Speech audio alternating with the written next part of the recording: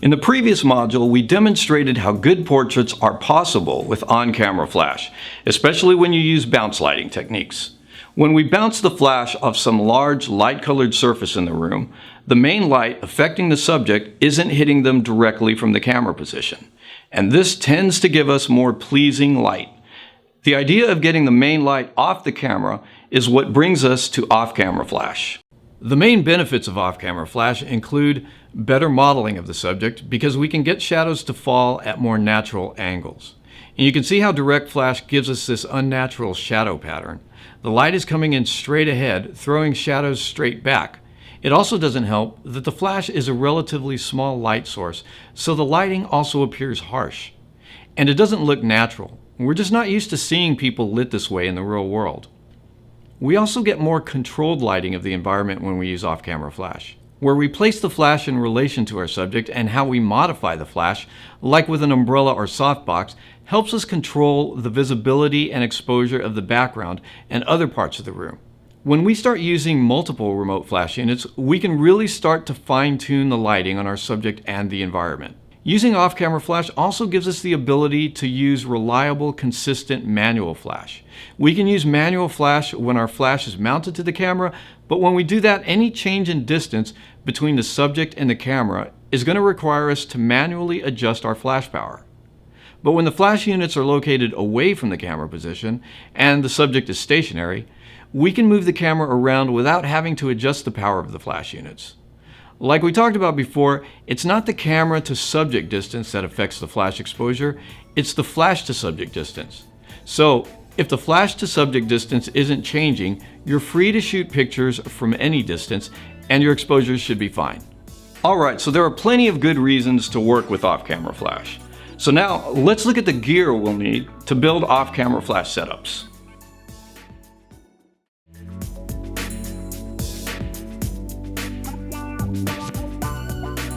In this section, I want to cover some of the gear I use for my off-camera flash setups.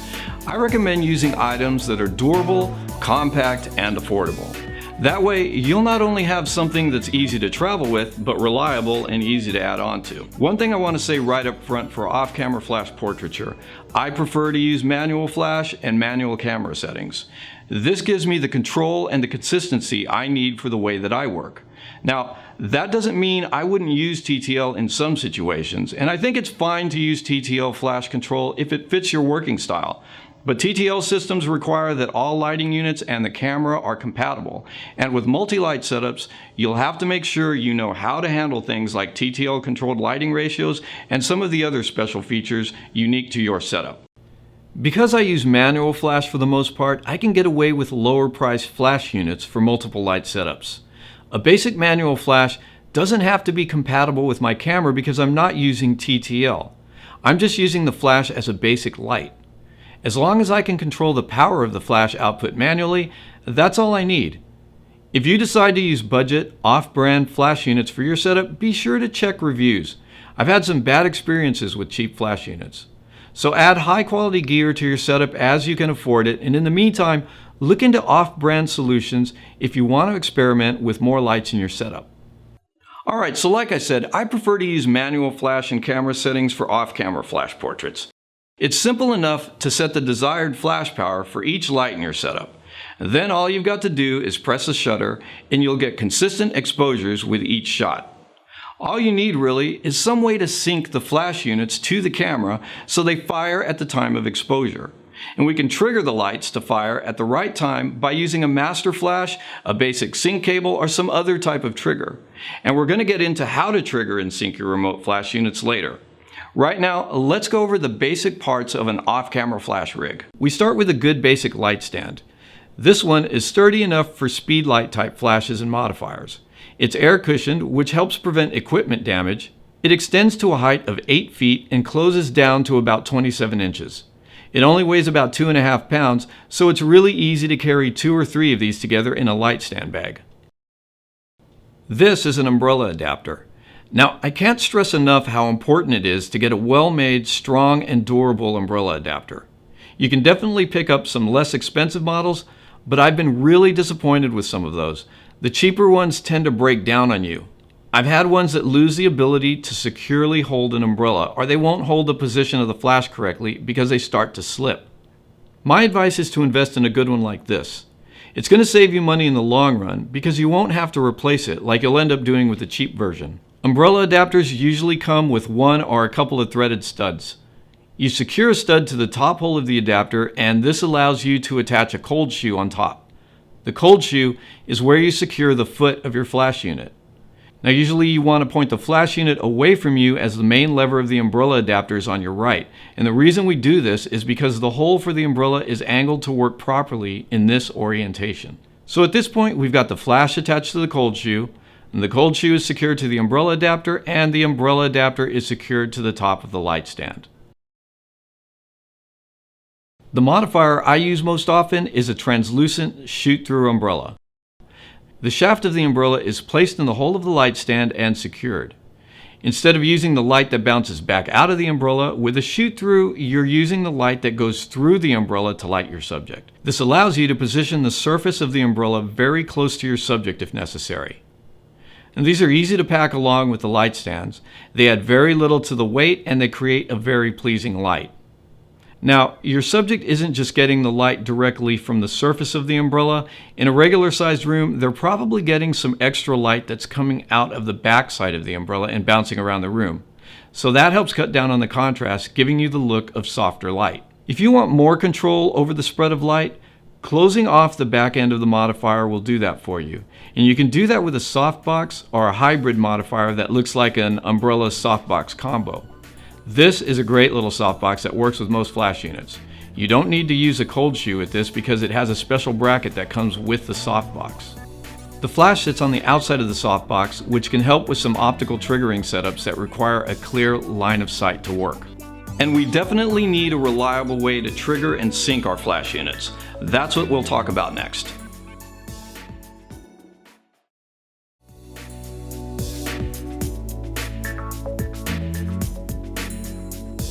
We've covered most of the flash gear we're going to need, but there's still one very important thing we need to consider: triggering our remote flash units.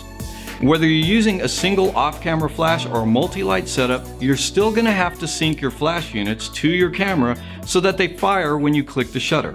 There are many different ways to trigger a remote flash. If you're using TTL for flash control, here's what you should know. TTL gives you the advantage of automatic flash exposure, and that can be a good thing, but in some ways, it's a more complicated system to operate when compared to manual flash control. TTL requires that special signals be sent between the flash and the camera. Manual flash is straightforward, requiring no special signals. Now here's how TTL flash works. When the camera shutter is pressed, a special signal is sent to the remote flash unit.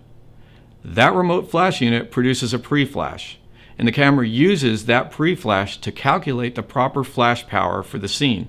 Then the camera sends another signal to the flash, telling the flash what power to use for the actual exposure. As the shutter opens, the remote flash fires with the proper amount of light. So with TTL, there's a little back and forth going on between the camera and the remote flash. This communication between the camera and the remote flash has to involve sending the correct TTL information, and that can be accomplished in several different ways depending on your setup. You might do this with a built-in pop-up flash in commander mode, or with an optical or radio TTL transmitter. If you've got another flash in the camera that's equipped to send master TTL signals to remote flash units, you can use that too. Again, as long as you've got some way to transmit the right TTL signals from the camera, this is going to work. There are even third-party solutions that will give you the ability to send TTL signals from your camera to your flash units. Now, I wouldn't be able to cover how to use all the TTL features across all the different models of cameras, flash units, and TTL transmitter solutions. So if you want to use TTL to trigger your remote flash and automatically control flash output, you should take a look at what your camera's manufacturer recommends. Manual flash triggering is much more straightforward and great to use for basic portraiture. No special or proprietary signals are needed, and you can trigger your remote flashes using a basic cable, like a standard PC cord, or with simple wireless options. Now the wireless options come in two types. One of them is optical triggering, and this is where a remote flash is triggered when it sees another flash fire. For example, If you have a flash connected to your camera, when you click the shutter, it fires that first flash, and the remote flash is triggered because it sees the other flash firing. This happens instantaneously, so the remote flash will fire at the time of exposure. Optical triggering can be accomplished with some type of optical slave that's either built into the flash, or you can buy one that attaches to the flash. Radio triggers, on the other hand, work like this. The camera has a special radio transmitter attached to it, and the remote flash has a radio receiver either attached or built into it. When you click the shutter, the camera tells the transmitter to send a simple signal to the remote flash receiver, telling the flash to fire. With manual flash, triggering does just one thing. It tells the remote flash when to fire, and that flash fires at whatever power you previously set on that unit. This puts you in complete control over the flash power, and it keeps things consistent from shot to shot. How you decide to trigger your flash units and whether you decide to use TTL or manual flash is going to be up to you and your working style. As we move into off-camera flash techniques, I'm going to focus more on how to use your lighting setups and let you determine your own method of flash syncing and triggering. I normally don't bother with PC cords or optical triggers because they tend to have limitations and are generally less reliable than radio triggers. One interesting option is that you can use your system's TTL feature to trigger your flash units in manual mode too.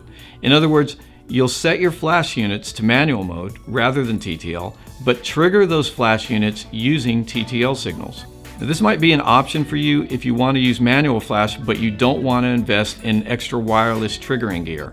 You'll have to check your system to see if that's possible. Next, we're going to move on to headshots and portrait techniques using a single off-camera flash.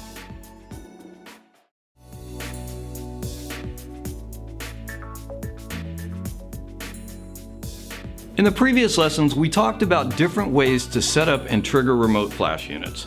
I'll assume you've already determined how to do that with your setup.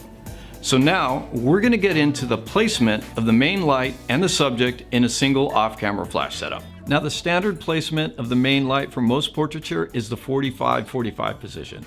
Just take this to mean that you want to place your light about 45 degrees to one side of your subject, and that light should be angled down at your subject's face about 45 degrees. Now really, this is just a starting point, and the actual angle and distance can vary. Keep your light to one side and above your subject's head and you'll be in the ballpark. You can tweak the position of the light and eventually you'll find a position that you'll keep coming back to. Another rule of thumb that helps you know if your light is coming in from a good angle, the catch lights from the main light should be in the upper left or right side of your subject's eyes at about the 11 o'clock or the 1 o'clock position. Let's go over the 5 basic lighting patterns just to make sure we've covered them. Now, these are traditional starting points for many types of portraits. Depending on the position of the main light, the turn of your subject's head, and the camera position, we can get clear examples of the 5 basic patterns. Now, the 5 basic lighting patterns we're going to talk about are short lighting, which is good for most subjects. It's a classic and flattering lighting pattern. Broad lighting, when you want to make a narrow face look a little fuller. Rembrandt lighting, which is very classic. It's very dramatic style of lighting. Split lighting, one half of the face is in light, the other is in shadow. And butterfly lighting, which is a glamorous old Hollywood style of lighting. Now, there are plenty of other lighting styles which build upon these basic forms, but everything pretty much starts with one of these patterns, and we're talking about the pattern of light and shadow created by your main light. Additional lights or reflectors are often added to the mix, building onto the look of that main light. Now we'll swing the light out over to the 45-45 position, which is always a good place to start. And we'll demonstrate the broad lighting pattern first. As you can see, this can make a face look wider. And if you've got a subject with a narrow face, you might want to give broad lighting a try. Turn the head a little, we can get the Rembrandt lighting pattern. Again, a very classic look. Notice the triangle of light here, which is one of the characteristics of this pattern. A variation on this is the loop lighting pattern, where the shadow just beneath the triangle is broken. The short lighting pattern is one of my favorites and probably the best for most portraiture. Short light can help you narrow the face, and it's a flattering look on most people.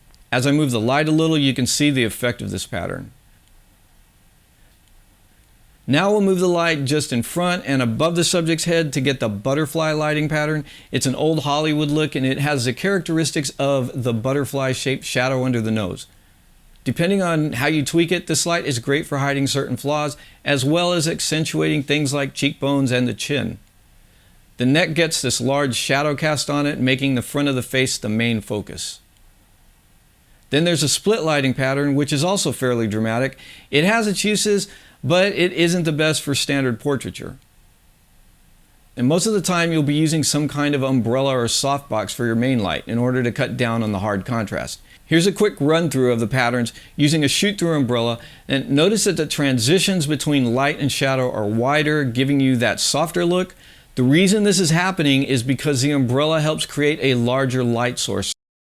Of those 5 lighting patterns, the most popular might be short lighting. Here I'm using variations on the short lighting pattern to demonstrate the effect of direct, unmodified flash on the subject. This is what it looks like with a shoot-through umbrella attached. And here's what it looks like when we use a softbox to modify the flash. Next, let's look at how we can change the look of the background or environment by changing the distances between our light and our subject to the background. If you remember that the intensity of your light falls quickly with distance, you'll see why the background can go dark easily if the light is very close to your subject. Your camera is going to be set for the proper exposure of your subject, and if the light is close to your subject and the background is at a good distance, the background is going to appear several stops darker than the subject.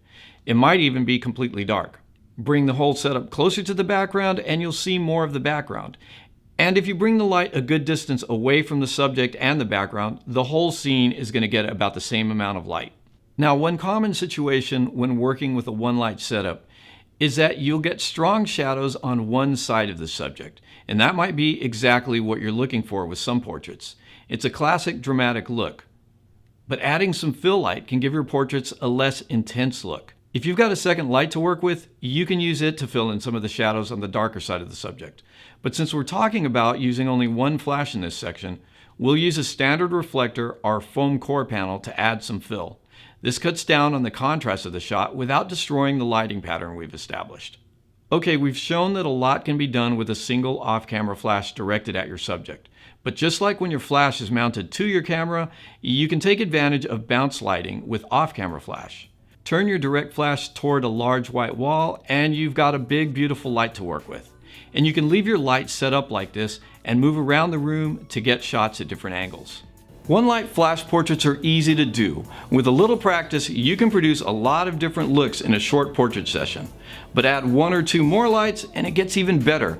In our next section, we're going to start using more lights to get some really professional looking results.